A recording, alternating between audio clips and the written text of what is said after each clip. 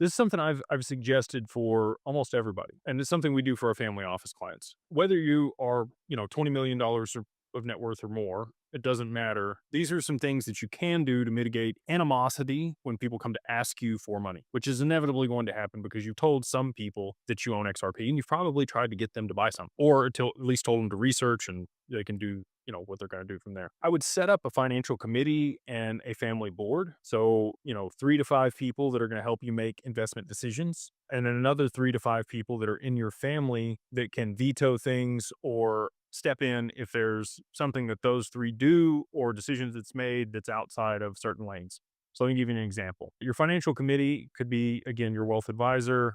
Maybe it's your CPA, and then it's you and one other family member that is extremely competent, has a background in banking or finance, something like that. And you need criteria for what you guys are going to invest in. So most family offices, they have a lane of expertise, an investment thesis that they've written out in their, family charter or their compass, and that's what they stick to. Anything outside of that lane, the family board has to approve. Anything above a certain amount of allocation, the family board has to approve. And you need specific criteria and numbers for each one of those types of investments to even entertain them, right?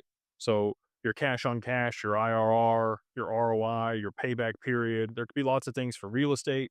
Same thing for private equity. Most people are going to be later stage private equity. If you wanted to de-risk, if you wanted to be riskier and have more upside, it's probably early stage private equity, pre-seed, seed, series A. If it's on the earlier side, if it's later stage, it's B, C, D, and on.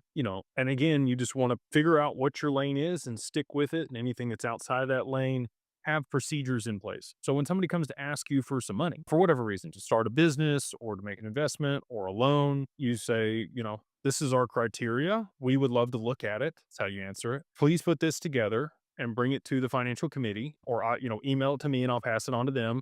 And as long as it meets our criteria, we would love to participate and give you the funds. If it doesn't meet the criteria that you've structured, then it's a no. And then they can't really be mad at you because you didn't tell them no. You have a system and a process in order to protect and grow your wealth over time. And most people, I think, would respect that. And if they don't, you probably didn't want to do business with them anyway. And most of the people that after you tell them that, they're never even going to bring you the proposal. They're not going to give you the data room. They're not going to show you the deck associated with whatever the investment was or the business plan. They're just, going to go on about their business because they don't have any of that stuff available or they don't even want to put it together. So that would be my recommendation for people. Again, you don't need $20 million to set this stuff up.